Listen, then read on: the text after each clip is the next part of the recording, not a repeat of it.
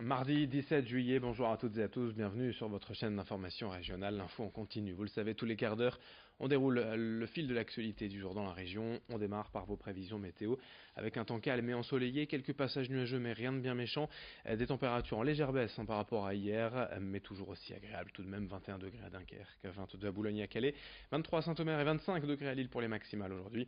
La météo complète après ce journal. Pour commencer cette édition, après les résultats du baccalauréat et des divers concours pour les étudiants, il est temps de se mettre en quête d'un appartement pour la rentrée. Mais dans un marché immobilier toujours très tendu et des prix très élevés pour certains, à Lille, l'agence Colocataire permet de trouver facilement une colocation avec tous les avantages que cela comporte. Évidemment, un tarif moins élevé pour un appartement plus grand, une touche de convivialité non négligeable quand on arrive seul dans une nouvelle ville. Mais surtout ici, l'avantage, c'est qu'il n'y a pas de clause de solidarité.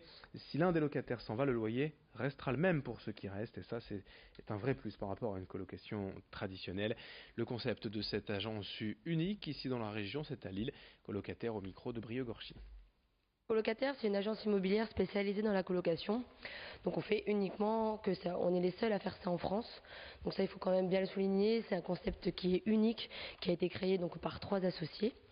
On est présent à Lille depuis 2008 et là on s'est étalé donc dans plusieurs villes en France.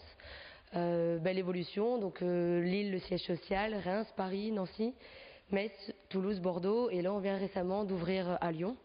Donc le but c'est de proposer des logements qui sont entièrement meublés et équipés, et c'est une offre globale donc pour les étudiants qui ne sont pas forcément de la région, qui viennent ici seulement avec les valises et donc de se poser dans un logement tout équipé et nickel.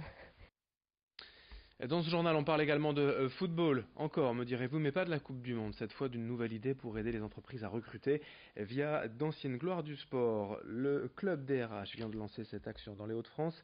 11 villes sont concernées en France, dont Arras début septembre, Saint-Omer ayant déjà participé en avril dernier. Pour les entreprises, l'idée c'est de s'associer à un champion, ancien joueur international, le temps d'une journée de recrutement convivial, évidemment axée autour du football, avec des rencontres, le récit de sa carrière, de ses anecdotes, mais aussi un match, un tournoi de foot en salle. Il y a eu notamment Robert Pires qui a participé. Amara Simba, vous l'avez peut-être reconnu pour les fans du LOSC, ancien joueur lillois et ancien un dog, que l'on va écouter d'ailleurs au micro de nos journalistes. Un événement, moi je trouve très intéressant pour ceux qui sont à la recherche du travail et que ça permet à d'autres personnes de bosser. Donc notre impact et notre présence à ces événements qui sont fixés dans pas mal de villes a une importance capitale pour d'autres pères de famille et on trouve ça intéressant. Donc on a répondu présent. Il y a d'autres gens connus aussi que moi j'ai pu convaincre personnellement pour venir me rejoindre sur cet événement. C'est la valeur de l'équipe, c'est l'esprit d'équipe, c'est la motivation, on lâche rien, donc il faut être il faut être actif.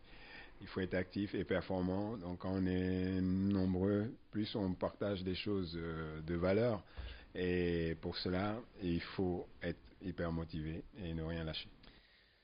Dans ce journal, on enchaîne avec toute autre chose. Pour célébrer son bicentenaire, la banque, la Caisse d'épargne édite 200 000 cartes bancaires en édition limitée intitulées Urban Art. Ces cartes sont proposées gratuitement aux clients depuis le 22 mai, la date anniversaire. Pour le design, la banque a fait appel à 3 grands noms de l'art urbain, des graffeurs ayant débuté leur carrière grâce au street art et qui ont désormais acquis une renommée internationale. John Wan, Stoll et Darko, chacun a eu carte blanche pour réaliser son œuvre, qui a ensuite été reproduite sur les cartes bancaires, qu'elles soient Visa classique, Première ou Platinum. Explication avec un des responsables de la banque quant au choix des artistes. Il est au micro d'Idil Gunaï.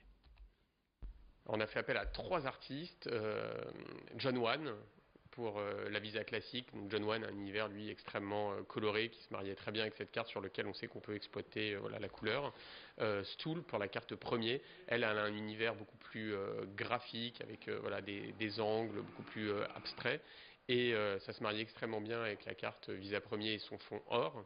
Et enfin, pour la carte Platinum, on a fait appel à Darko, qui lui est, on va dire, davantage spécialisé dans l'art de la calligraphie, avec quelque chose de très épuré.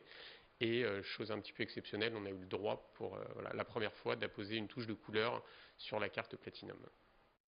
Et puis le grand angle de la rédaction, bien sûr, à la découverte de l'hôtel Alliance, l'ancien couvent des Minimes à Lille, quai du Vau. Pendant de longues années, le site est resté à l'abandon avant d'être rénové entièrement dans les années 80 et devenir un hôtel de luxe. Visite guidée avec ce reportage sur place signé Idil Gunaï.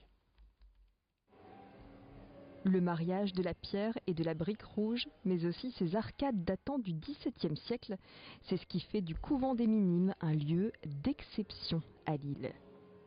Lorsqu'il a été construit en 1618, ce couvent était réservé aux hommes. Devenu propriété de l'armée sous la Révolution, puis de la ville, il a été racheté par un groupe hôtelier privé qui l'a baptisé l'Alliance en 1990, après des travaux colossaux. Le but a été de redonner vie à ces lieux qui étaient à l'abandon et qui font partie de notre patrimoine culturel. Et d'en donner quand même un côté moderne avec des ambiances différentes, comme ici ce bar qu'on appelle le Clos à Champagne. Et nos clients nous le disent aussi que ça a été très bien marié au niveau de ces deux ambiances. L'hôtel Alliance et ses 4 étoiles comptent 2 bars, un restaurant, 7 salles de réunion et un total de 86 chambres. Chaque année, ce sont 30 000 visiteurs qui viennent apprécier le charme et le calme du lieu. On a 50% de notre clientèle, donc c'est de la clientèle affaires. On accueille énormément de séminaires ici, puisque c'est l'un des premiers hôtels lillois qui a ouvert ses portes pour l'accueil des séminaires. Et donc ça, c'est resté dans la mémoire des entreprises de la métropole. Et après 50%, donc c'est de la clientèle loisir, essentiellement parisienne, mais aussi beaucoup de Belges, des Anglais. Des touristes attirés précisément par ce croisement d'une architecture flamande et d'un style ultra contemporain. Fin de cette édition, merci à vous de l'avoir suivi, merci de votre fidélité. Ne bougez pas, en notre compagnie, on va de nouveau parler de la météo dans un instant, puis d'autres infos, d'autres images à suivre dès le prochain quart d'heure. Très belle journée à toutes et à tous.